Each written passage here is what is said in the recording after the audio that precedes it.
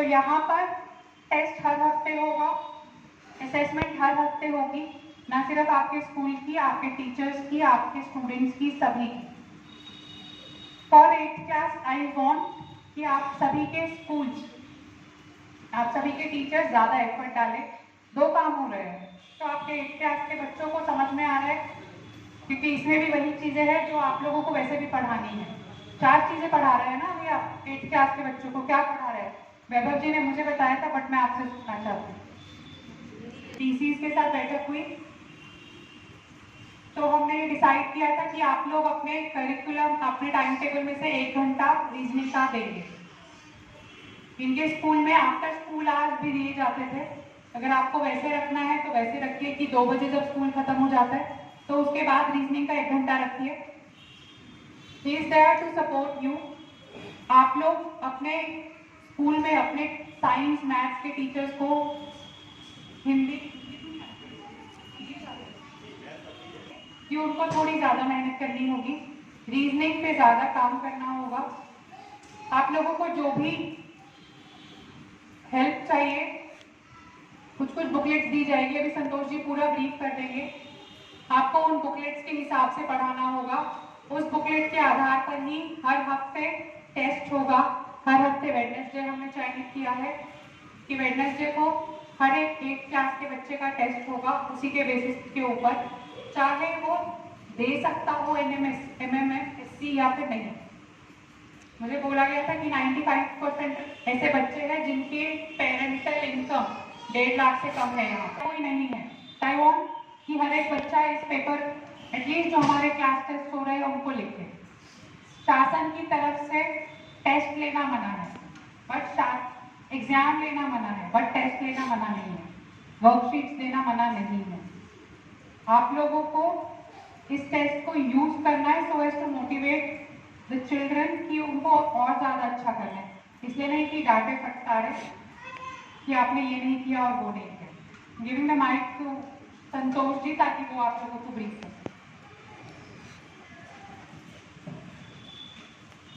Thank you ma'am. जनपद पीलीभीत के सम्मानित शिक्षक साथियों और भाई बहनों की तरफ से मैं एंड और मेरे सर का आभार करना चाहता हूँ, जिन्होंने आप लोगों को इस मंच के नीचे कर दिया है। जैसा कि राष्ट्रीय आय एवं योग्यता आधारित छात्र की परीक्षा वर्ष 2021 दोनों का टारगेट है, इसमें नेशनल मीन्स का मेरिट स्कॉलरशिप एग्जामिनेशन बोला जाता है। ये MHRD द्वारा कंडक्ट किया जाता है और MHRD इसके लिए पूरे देश के 1 लाख बच्चों को 1000 रुपये सीमा 4 वर्ष तक स्कॉलरशिप देता है। इसके तहत MHRD ने इसको फिर 1 लाख बच्चों को स्टेट वाइज डिवाइड कर दिया है, जैसी पॉपुलेशन जैसी है। तो हमारे उत्तर प्रदेश के लिए पूरे 15,036 सीटें रिजर्व कर गई हैं, जिनमें से जो क्लास 8 के बच्चे पढ़ रहे हैं उनको 1,000 रुपये पर मंथ स्कॉलरशिप मिलेगी। फिर यूपी गवर्नमेंट ने डिस्ट्रिक्ट वाइज इसको डिस्ट्रीब्यूशन कर दिया गया है। तो डिस्ट्रिक्ट वाइज डिस्ट्रीब्यूशन में हमारे जनपद पीलीभीत का में जो सीटें मिली है बच्चों के लिए 160 सीटें मिली है। जैसा कि यहाँ पे आप देख रहे हो सुपर 160, सुपर 30 नाम सुना होगा आप लोगों ने, अधिकतर लोगों को सुपर 30 बिहार के आनंद से, तो वो उनके कोचिंग क्लास कोचिंग क्लास में और उनके 30-35 लैक्स IIT का है। इसी तरह मैम के शब्द थे कि हमारे यहाँ पीलीभीत में सुपर 160 नाम इसको दिया जाए, तो हम लोगों ने सुपर 160 को नाम दिया है और एक टारगेट रखा है कि जितनी भी सीटें हैं वो सारी 25 में फिल करें। इसी तरह मैं आपको बताना चाहता हूँ कि इस एग्जाम में क्लास 8 के बच्चे पार्टिसिपेट करते हैं और इसकी पूरी डिटेल क्लास 7 की जो हमारी साइंस की बुक है, क्लास 7 की साइंस की बुक है, उसके कवर पेज के बैक में देखिएगा पूरी डिटेल ये लिखी हुई है इसमें। लेकिन किसी कारणवश हम उसको ध्यान नहीं दे पाते हैं, लेकिन अब आप जाकर के देखिएगा क्लास 7 की जो साइंस की बुक है उसमें पूरी डिटेल इसके बारे में लिखी हुई है, कौन बच्चे पार्टिसिपेट करते हैं, इसमें क्या क्या एलिजिबिलिटी होती है। तो पहले तो मैं आपको इसकी एलिजिबिलिटी बता दूंगा फिर से, सब आपको अधिकतर लोगों को पता है, लेकिन मैं एक बार फिर से बताना चाहता हूँ कि इसका जो स्थान परीक्षा, इसमें जो इसकी जो वेबसाइट है www.entdata.in, इसी पे ही बच्चे का रजिस्ट्रेशन होगा, इस पे फॉर्म आ जाएगा और इसी वेबसाइट पे बच्चों का रिजल्ट आएगा। फिर इसका स्थान कहाँ पे होगा, ये संशय होगा कि ब्लॉक पे होगा या कहाँ पे होगा। तो इसका स्थान आपका फॉर्म भरा जाएगा और इसका स्थान जो है जनपद स्तर का जो राजकीय इंटर कॉलेज होता है, जैसे हमारे यहाँ गवर्नमेंट राजकीय इंटर कॉलेज है, वहाँ पर इसका एग्जाम होगा। NTSC और NMMS ये दोनों एग्जाम साथ साथ होते हैं। NMMS का एग्जाम जो होता है क्लास 8 के बच्चों के लिए होता है, और NTSC का एग्जाम जो क्लास 10 के बच्चों के लिए होता है। ये इसमें जैसे कि पता है कि 1,000 रुपये प्रति माह, मतलब 12,000 रुपये वार्षिक की दर से 4 साल तक क्लास 9 से 12 तक दे होगी। इसमें केवल सरकारी स्कूल के बच्चे या अशासकीय सहायता प्राप्त या स्थायी निकाय के बच्चे ही प्रतिभा कर सकते हैं, और वे बच्चे प्रतिभा कर सकते हैं जिनके मदर या फादर की या घर में कोई भी कमाता हो। जैसे बहुत से बच्चे ऐसे हैं जिनके पापा मम्मी नहीं है, तो उनके जो दादा भाभी या चाचा जो भी हैं, तो उनके गार्जियन की जो इनकम है वो 1.5 लाख से कम हो, ये इसकी एलिजिबिलिटी है। और ये इसका जो आय प्रमाण पत्र है ये तहसील से बना होना चाहिए। सबसे पहले ये जो आय प्रमाण पत्र है इस फॉर्म का एंट्री फॉर्म है, अगर ये नहीं होगा तो फॉर्म एक्सेप्ट नहीं होगा। इसके साथ ही इसमें अगर कोई बच्चा किसी कैटेगरी में आता है, जैसे SC कैटेगरी में आता है या पिछड़ी जाति में आता है या ST जाति में आता है, तो उसका कैटेगरी सर्टिफिकेट लगाएंगे तो उसका कैटेगरी का जो भी लाभ मिलता है बच्चों को वो मिल जाएगा। कैटेगरी के लाभ में बता दूं आपको मैं कि इसमें जो उन्होंने क्वालिफाइंग मार्क्स रखे हैं, क्वालिफाइंग मार्क्स जनरल और OBC के लिए 40% मार्क्स रखे हैं, और SC और ST के लिए 25% मार्क्स रखे हैं। अगर बच्चा जो क्वालिफाई कर लेता है तो वो सिलेक्शन होने की दौड़ में रहता है। लेकिन अगर ज़्यादा बच्चे अगर फॉर्म भरते हैं, जैसे मान लीजिए 1,000 बच्चों ने फॉर्म भरा, तो 1,000 बच्चों में जो टॉप 160 बच्चे होंगे उनकी जो मेरिट बनेगी उसके अकॉर्डिंग उनको जो है ये स्कॉलरशिप मिलेगी।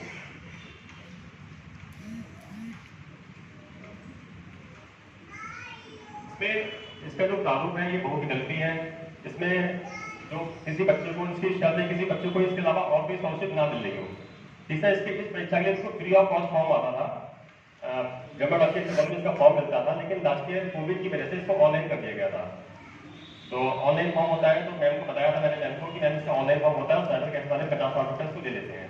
तो मैम ने कहा कि नहीं, आप जो भी इसमें डॉक्यूमेंट लगे टीचर्स ले आए BRC पे, और हम उसको वहीं पर ही मतलब फिलअप करा देंगे, और जिससे कि बच्चों को जो निःशुल्क है तो निःशुल्क ही मिले इसको कागज से। इसका जो इस फॉर्म का जो प्रारूप है, इस पद पे जो आता है, इसके बारे में बताना चाहते हैं। इससे सारे क्वेश्चन 180 क्वेश्चन बहुविकल्पी के क्वेश्चन होते हैं, और जैसे type MSc multiple choice question होते हैं सारे, और समय 2 घंटे का समय दिया जाता है इसके लिए, और इसको 2 घंटे में 180 प्रश्नों को सॉल्व करना होता है। 180 प्रश्नों को भी इन्होंने 2 भागों में बांट दिया है, मैट और सेट, मेंटली एबिलिटी टेस्ट और शैक्षणिक ability test. Mental ability test के 90 क्वेश्चन आते हैं। इसमें 90 क्वेश्चनों में रीजनिंग के क्वेश्चन आते हैं। रीजनिंग में आपके 2 टाइप की होती है, वर्बल और नॉन वर्बल। अभी हम उसका डिस्कशन करेंगे, वर्बल क्या होता है, नॉन वर्बल क्या होता है। इसी के तहत 90 क्वेश्चन शैक्षणिक एबिलिटी टेस्ट है, जो स्टेट है, उसमें इसको भी उन्होंने 3 भागों में बांट दिया है, साइंस, सोशल साइंस और मैथ। साइंस के क्वेश्चन 35 क्वेश्चन साइंस के आते हैं। सोशल साइंस के क्वेश्चन जिसमें इतिहास और भूगोल होता है, 35 क्वेश्चन सामाजिक विषय के आते हैं, और 20 क्वेश्चन मैथ्स के आते हैं। ये अधिकतर क्वेश्चन हमारी क्लास 8 की बुक से आते हैं, लेकिन कुछ क्वेश्चन 6-7 की बुक से भी आ जाते हैं। इसमें मतलब मैक्सिमम पार्ट क्वेश्चन खाने का 8 की बुक से आता है, लेकिन कुछ पार्ट में 6-7 की बुक से ही आ जाता है। चयन इसमें जो बच्चों को होता है मेरिट के आधार पर होता है। जैसा कि आपको ये शायद सही दिख रहा होगा, बहुत छोटा हो रहा है इसमें हमने एक टेबल बना दिया है जो गत वर्ष 2014 से 2021 तक के जो पैटर्न, जो पेपर का पैटर्न है कि किस चीज़ से कितने क्वेश्चन आते हैं, उसकी पूरी टेबल बना दी है। आपको व्हाट्सएप के माध्यम से आपके मोबाइल पर पहुंच जाएगा।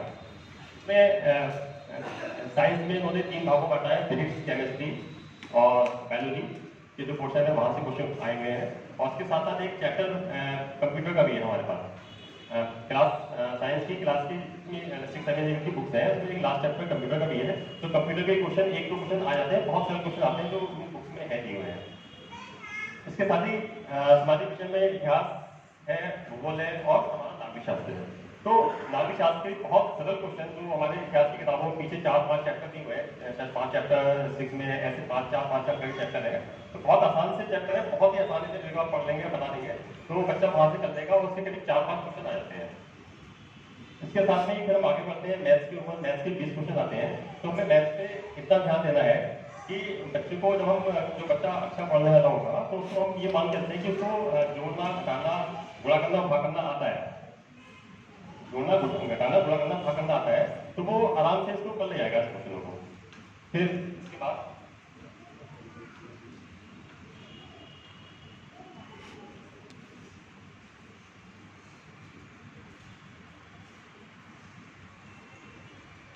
इसके बाद हम लोग बढ़ते हैं सेट की तरफ। जैसा कि सेट में करीब 12-13 टॉपिक है। मैंने 2014 से लेकर 2021 तक के पेपरों का सूक्ष्म अध्ययन किया और उसमें मैंने देखा कि इस टॉपिक से कितने कितने क्वेश्चन आते हैं, जिससे कि हमें ज़्यादा इधर उधर ना भागना पड़े और हम बिल्कुल सिलेक्टिव तैयारी कराएं। जो चीज़ आती है उस पर ही फोकस करें, क्योंकि हमारे पास समय कम है। तो इसमें मैंने ये देखा कि जैसे श्रृंखला परीक्षण है, सीरीज टेस्ट है सपोज है, तो सीरीज टेस्ट के क्वेश्चन 15 क्वेश्चन आए हुए 2014 में, 2015 में भी 15 क्वेश्चन इस तरह से आए हुए हैं। तो इस तरह की मैंने पूरी टेबल बना दी है जो कि आपको व्हाट्सएप के माध्यम से पता लग जाएगा और आप बस उसी पे ही फोकस करिएगा। मतलब ये अनुभव के आधार पे कह सकते हैं, अगर पेपर कुछ थोड़ा और सिलेबस में कुछ घटा बढ़ा देते हैं अलग चीजें, लेकिन इतनी चीजें अगर करा देंगे तो मेरे ख्याल से जो अभी तक पैटर्न चला आया है वही पैटर्न आगे नहीं आएगा, ऐसी संभावना है। तो बच्चे इसे आराम से कर लेंगे, बहुत ही सरल एग्जाम आता है, बहुत ही सरल टेस्ट।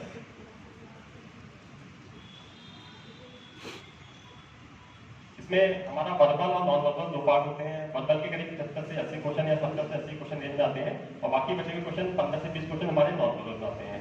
नॉन वर्बल में जो चित्रों को देख करके, उसकी आकृति को देख करके उसको क्वेश्चन को सॉल्व करना होता है। जैसा कि मैंने प्लानिंग करी हम लोगों को बुला करके कि हम इसको कैसे करें, कैसे कंडक्ट कराएं, हमारे पास समय कम है। तो अभी पहले तो एग्जाम इसका नवंबर के महीने में होता था, मतलब गत वर्ष को नवंबर का जो पहला असेंबली होता था उसमें से इसका एग्जाम होता था, लेकिन लास्ट ईयर कोविड की वजह से ये एक साथ दिसंबर को हो गया। अभी छत्तीसगढ़ SCERT ने जो डेट निकाली है वो 16 जनवरी निकाली है, तो संभावना है कि शायद इधर ही एग्जाम लगेगा और लगभग पूरे देश के आधे स्टेट में एग्जाम एक डेट में होता है, आधे में अलग डेट में होता है। आगे 8 सप्ताह का वीक बनाइएगा, लेकिन मैंने 12 सप्ताह का वीक बना दिया है कि हम हर हफ्ते क्या चीज करें, कैसे करें और किस किस पोर्शन को उठाएं कि हमारे बच्चों को उसे कवर कर पाए। तो जैसे पहला सप्ताह है हमारा श्रृंखला परीक्षण रीजनिंग है, श्रृंखला में सीरीज टेस्ट। नेक्स्ट संख्या क्या होगी, तो वो इस तरह के बहुत सारे क्वेश्चन आपको दे दी जाएंगे, आप उसको बच्चों को कराइए या आपको जहाँ से भी और जो मैटर मिल जाए तो उसे कराइए। तो एक हफ्ते तक अगर हम इसी भी फोकस रखेंगे तो बच्चे जाहिर सी बात है इसी कर लें। अगर पहले सप्ताह में हम लेते हैं तो श्रृंखला परीक्षण में हमें मेन फोकस करना है, जिसके करीब 10 से 15 क्वेश्चन हर साल आए हैं, तो संभावना है कि इधर ही आएंगे। अगर हम इस तरह से लेकर के चलेंगे तो हम इसको रीजनिंग वाला पोर्शन को हम कवर कर देंगे। फिर हमारा आता है मैथ में क्या करें पहले हफ्ते, क्योंकि पहले हफ्ते में जैसे संख्या बदलती है, जैसे अभाज्य संख्या है, भाज्य संख्या है, सम संख्या है, विषम संख्याएं हैं या बोर्ड मास है ना। एक हफ्ते में केवल उसी की प्रैक्टिस करें, मेन फोकस एक हफ्ते तक इसी पे रखें कि हम बोर्ड मास कराना है। कैसे बोर्ड पास दें, पहले बोर्ड पास पता होना चाहिए, गलत ऐसे जो बच्चे एग्जाम देंगे उनको पता होगा ये बातें। तो इस तरह से हम बच्चों को पढ़ाएं। तो पहले हफ्ते में हमारा जो चलेगा टर्न वो संख्या पद्धति और बोर्ड पास पे चलेगा, उसमें प्राइम नंबर्स हैं, अभाज्य संख्या है, ये सब चीज़ों को हमें कवर करना होगा। इसी साथ में हम आते हैं विज्ञान के उस पर। तो विज्ञान का जो पहला पार्ट है मानव विज्ञान और विज्ञान के क्षेत्र में नवीनतम प्रगति, ये पहला पार्ट है। तो इसके क्वेश्चन आंसर बच्चों को याद कराएं, समझा दें उसको, तो वो बच्चा आराम से इसे कर लेगा। इसके साथ ही हम इतिहास भूगोल ये पूरा एक चार्ट टाइप का बना दिया हम लोगों ने, और इस चार्ट को अगर हम फॉलो करेंगे तो ज़्यादा बेहतर तरीके से कर सकते हैं। इसके अलावा जो भी आपको अच्छी सिचुएशन लगे, जैसा भी आपको लगे अच्छा लगे, वो हम लोग बताइएगा, तो वो सब लोगों को उसका लाभ मिलेगा। कुछ प्रश्नों को भी मैंने यहाँ पे लाया हूँ। जैसे देखिए श्रृंखला परीक्षण है, सीरीज टेस्ट लग रहा होगा। तो जैसे ये देखिए लिखा हुआ है 2, 6, 18, 54। मैं आपको बता दूं ये 2019 का पेपर है, 2019 के पेपर में ऐसे क्वेश्चन आए हैं। तो आप देखिए 2, 6, 18, 54 इसके आगे क्वेश्चन मार्क लगा हुआ है, तो 4 ऑप्शन दिए हुए हैं। तो 4 ऑप्शन में से कौन सा आंसर होगा आपको बताएगा जी? 162। क्यों? क्योंकि हमने क्या करा, हमने देखा कि 2 की 3 से मल्टीप्लाई करना है, 2 के 6, 6 के 18, 18 के 54, 54 दिया 162। इस तरह के बहुत आसान से क्वेश्चन आते हैं और बच्चों को जहां आपने सरल से कठिन क्यों लेके गए, धीरे धीरे आप उनको बताइए, वो अपने आप करने लगेंगे और वो आपको पीछे कर देंगे। हम बस ये चाहते हैं कि बच्चे हमसे आगे बच्चा भी पीछा करते हैं। अब देखिए नेक्स्ट क्वेश्चन है 7, 10, 15, 22, 31, 42। तो इसमें पता है कि आंसर इसका क्या होगा? जी 42। हाँ बताइए। इसमें पहले 3 ऐड हो रहा है, फिर 5 ऐड हो रहा है, फिर 7 ऐड हो रहा है ना, फिर 9 ऐड हो रहा है, फिर कितना ऐड होगा? हाँ, तो इसके अकॉर्डिंग जोड़ करके हम निकाल देंगे। जो हमारे अगर में बोर्ड मास आता होगा, संख्या पद्धति आती होगी, तो बहुत आसानी से निकाल देंगे। एक क्वेश्चन मैं और बताना चाहता हूँ। जैसे हमारा 5th क्वेश्चन है 17, 19, 23, 29, 31 एंड आगे क्वेश्चन मार्क लगा हुआ है, तो उस क्वेश्चन मार्क की जगह कौन सा नंबर आएगा? जी हाँ है विषम। 37 प्राइम नंबर ये ऐसे प्राइम नंबर देखिए 17, 19, 23, 29, 31 ये सब प्राइम नंबर्स है। प्राइम नंबर सबको पता है कि वो होते हैं जो अपने सेट से कटे या उस नंबर से कटे। तो हमारा आंसर 37 आ जाएगा। इस तरह से ये बहुत ही आसान तरीका है। सारी वर्कशीट हम लोग बना करके आपको अवेलेबल कराएंगे। आप बस प्रयास ये करिएगा कि वो उन बच्चों को बता दें, और किसी को कोई अगर दिक्कत होती है तो मेरा नंबर है, आप मुझे किसी बच्चे को भी दे दीजिएगा नंबर, किसी को कोई परेशानी है पढ़ाई से तो मैं उसकी मदद करने को तैयार हूँ। इसी श्रृंखला में आगे बढ़ते हैं। तो जैसे ये लिखा हुआ है विजातीय परीक्षण एवं सजातीय परीक्षण, इस टॉपिक से कई बार क्वेश्चन बने हैं विगत वर्षों में, तो संभावना है कि आगे भी ऐसे ही बनेंगे।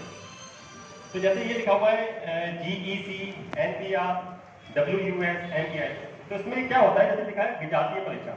विजातीय का मतलब है कि ये 4 ऑप्शन दिए हुए हैं, 4 में से 3 एक जैसे हैं और एक अलग है, उसको एक अलग को छांटना होता है। तो इसको छांटने के लिए हमें पहले थोड़ी सी ABCD आनी चाहिए, और ABCD सब बच्चों को आती है, और ABCD के साथ साथ हम बच्चों को कोडिंग सिखाते हैं कि A 1 नंबर पे आता है, B 2 नंबर पे आता है, C 3 नंबर पे आता है, D 5 नंबर पे आता है, और Z कितने पे आता है और Y कितने पे आता है। सीधी भी सिखाते हैं और उल्टी भी सिखाते हैं कि हम उल्टे चले तो Z 1 पे आएगा, Y 2 पे आएगा। तो उसके अकॉर्डिंग अगर कोडिंग कर देंगे तो उससे हमारा आंसर निकल आएगा। ठीक है। अब जैसे एक 5th क्वेश्चन हमारा है मंदिर, गिरजाघर, होटल एंड मस्जिद। तो इसमें से कौन सा अलग है? होटल है ना। देखिए आपने पकड़ लिया, बच्चा भी इससे तेज पकड़ लेगा। जो स्कूल के बच्चे होंगे जब उन्हें कराएंगे तो बहुत मजा आएगा, और जो बच्चे स्कूल नहीं आते हैं या जिनको कम आता है वो भी इंटरेस्ट लेंगे। रीजनिंग में कोई भी किसी चीज से कोई मतलब नहीं है कि पढ़ने में अच्छा है पढ़ने में बेकार है, बस उसको हल्का सा बता दें कि इसको ऐसे करना है, वो करके ले आएगा। तो मंदिर, गिरजाघर, होटल और मस्जिद में हमारा जो है होटल आंसर होगा, क्योंकि होटल अलग रहने का है और बाकी जो है इबादत के है। फिर नेक्स्ट आगे बढ़ते हैं। जैसे लिखा है सादृश्यता परीक्षण, एनालॉजी टेस्ट। एनालॉजी टेस्ट में क्या होता है कि लेफ्ट और राइट एक ग्रुप बना होता है, पेड़ बना होता है। जैसे ये एक पेड़ बना हुआ है देश राष्ट्रपति, ठीक है ना। तो देश का संबंध राष्ट्रपति से, तो राज्य का संबंध किससे होगा? ये हमारा इससे हमें बहुत बनना होता है। तो बताएगा कोई? या मुख्यमंत्री, राज्यपाल। राष्ट्रपति क्या होता है? देश का प्रमुख होता है, इसमें राज्यपाल भी अपने स्टेट का प्रमुख होता है। तो अब नेक्स्ट क्वेश्चन हमारा आता है झारखंड और रांची। ये पेड़ बना हुआ है, और इसी के अकॉर्डिंग इसी के लॉजिक हमें जो है निकालना होता है कि असम का क्या आंसर होगा? असम का आंसर क्या होगा? दिसपुर। झारखंड की राजधानी रांची है और असम की कैपिटल दिसपुर। ये बहुत ही आसान क्वेश्चन है, मतलब बहुत आपको भी मजा आएगा इस काम करने में, प्रोसेस में निकल के, और बच्चों को तो बहुत मजा आएगा ही आएगा। और ऐसा मजा आएगा कि उनको उनकी आगे की आर्थिक सहायता भी होगी इस परीक्षा के माध्यम से, और 1000 रुपये हर महीने मिलेंगे। वो किसी पे डिपेंड नहीं होंगे कि पापा मुझे 10 रुपये दे दो या 20 रुपये दे दो, मुझे किताब लानी है। आज की स्थिति हमारे स्कूल के बच्चों की है कि अगर हम कुछ बच्चों से मंगाते हैं तो वो 4-5 दिन का इंतजार करते हैं पापा होने का कि कब पैसे मिलेंगे और कब वो ला के देंगे।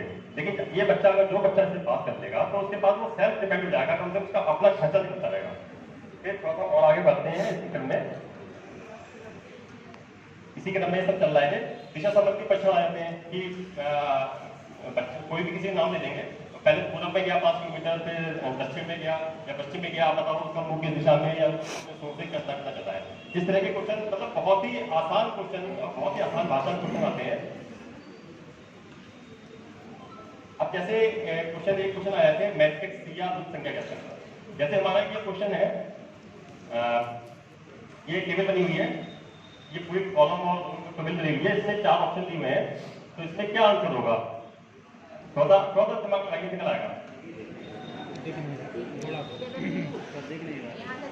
नहीं दिख रहा है सर? देखिए कोई बात नहीं, वो नहीं दिख रहा होगा, छोटा छोटा है। इसमें हमने क्या करा, 813 में से 5 क्षेत्र घटा देंगे और जितना आएगा उसका आधा कर देंगे, ये हमारा आंसर आ जाएगा। इसी क्रम में हम जैसे लिखा हुआ 2/3, 7/12, 12/21, 17/30, तो नेक्स्ट क्या आएगा? तो मैं बता दे रहा हूँ, शायद दिखाई नहीं पड़ रहा होगा। तो 2, 7, 2, 7, 12, 17, इसमें 5 ऐड हो रहा है। 2 + 5 7 और 7 + 5 12 और 12 + 5 17। इसी अकॉर्डिंग नीचे लिख लेंगे और इसी अकॉर्डिंग हम इसका आंसर निकाल देंगे। तो ये हम सब लोगों को आता है और तो मजा भी आएगा, थोड़ा सा अब आते हैं वेन डायग्राम क्वेश्चन। ये 5 से 12 क्वेश्चन लगभग हर साल आते हैं और ये रीजनिंग ये ऐसा बेस है कि जो बच्चा बैंक की तैयारी दे, IAS का एग्जाम दे या किसी भी तरह का एग्जाम दे, वो रीजनिंग यही आती है। बस थोड़ा सा लेवल तक कर देते हैं थोड़ा सा, लेकिन बेस पूरा यही होता है। हमारा बच्चा आज सीख जा रहा है क्लास में, तो जब भी वो 10th में या 12th में या इसके बाद ही कोई एग्जाम देगा तो उसे रीजनिंग पैटर्न पड़ेगा, वो खुद ही फॉर्म समझ सीख जाएगा। अब इसमें वेन डायग्राम क्वेश्चन आते हैं, 4 वेन डायग्राम बने होते हैं, 4 गोले बने होते हैं समाज भाषा में, और वो 4 गोलों के आधार पर हमें इसके आंसर निकालने होते हैं, ठीक है ना।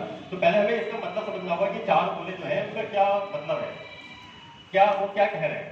तो ये पहला गोला है। इस गोले के अंदर 2 गोले हैं। तो इसका मीन्स ये होता है कि कोई चीज है उसके अंदर दोनों चीज समाहित है। जैसे हम ले लें इंडिया और उत्तर प्रदेश और मध्य प्रदेश, तो इंडिया के अंदर उत्तर प्रदेश भी है और मध्य प्रदेश भी है, तो हमारा आंसर ये होगा।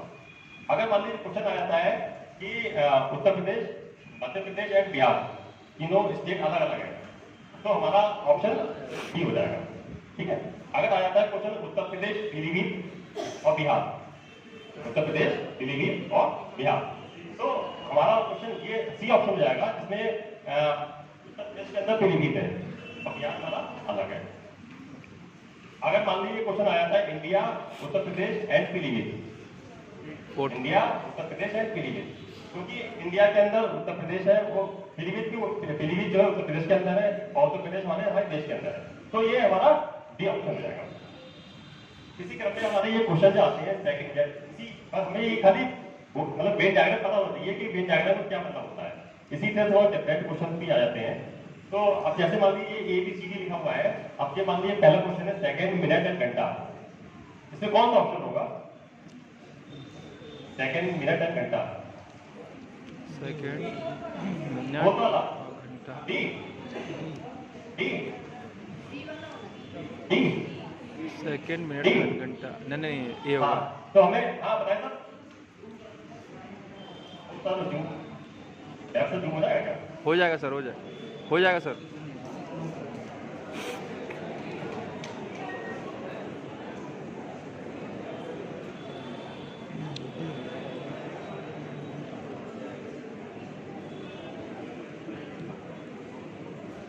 इन क्वेश्चनों में थोड़ा सा ध्यान देने वाली बातें होती हैं। हो जाएगा, हो ये जाएगा। देखता है कि अभी जैसे आपने बताया डी आंसर होगा इसका, ए होगा, ठीक है आपको? सेकंड हाँ, बताया के अंदर घंटा बनता है ना, डी ए डी आएगा, आंसर होगा पहले वाले का। ए होगा, ए होगा। डी वाले कितने लोग हैं? अच्छा डी वाले डी बहुत अच्छे वाले, ए होगा मैडम, और सी वाले कितने हैं? ए होगा। क्वेश्चन ये है कि सेकंड, मिनट और घंटा, इसमें से कौन सा वेन डायग्राम बनेगा? ABCD में कौन सा वेन डायग्राम बनेगा जी? अब आपको इतना मजा आ रहा है, बच्चों कितना मजा आएगा सोचिए। हाँ, बी वाले कितने लोग हैं? And B option. सी वाले, डी वाले हैं, ठीक। तो जो डी वाले हैं उनका आंसर गलत है। आंसर गलत इसलिए है क्योंकि हमारे ABCD डी ऑप्शन हमारा कहां पर है? सी पे है। डी ऑप्शन हमारा सी पर है। बस इतना तो ध्यान रखना हम लोग।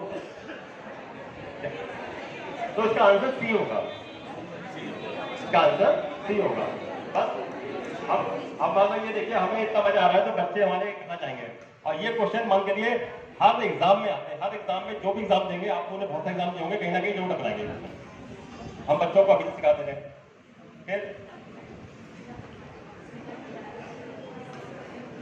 अब जैसे ये क्वेश्चन आ गए मैथमेटिकली ऑपरेशन, गणितीय संक्रियाओं पर आधारित प्रश्न। इसमें बोर्ड मास का पूरा यूज है। जैसे हमने बताया था कि हम लोगों ने पूरा टाइम टेबल बनाया है कि पहले अपने बच्चों को बोर्ड मास की प्रैक्टिस करा देंगे, वो बोर्ड मास यहाँ भी टकराएगा, रीजनिंग टकराएगा। तो अब जैसे ये सीरीज दी हुई है, ऊपर सीरीज दी हुई है, कहने का मतलब ये है कि इसमें कौन सा ऑप्शन लगाएं कि इसके आंसर एग्जैक्ट बैठता है। इसमें हमें 1 2 3 4 में से कौन सा ऐसा लगाएं कि वो एग्जैक्ट बैठता है। जी हाँ बताएं सर। 3 वाला पहले डिवाइड फिर मल्टीप्लाई। जी क्वेश्चन ऐसे आ जाते हैं जैसे लिखा है व्यवस्थित क्रम परीक्षण। Ordering sequence test. ये भी क्वेश्चन आप लोगों ने एग्जाम दिया होगा, बहुत जगह टकराए होंगे कि एक पूरी कहानी लिखी होती है और पूरा ग्रुप बना करके उसमें कौन लेफ्ट बैठा है, कौन दाएं बैठा है, कौन किसके पास बैठा है, इस तरह के क्वेश्चन आ जाते हैं। तो इस तरह के क्वेश्चनों का एक थोड़ा सा मेथड है, वो बता दिया जाएगा, आप लोगों को पता भी होगा।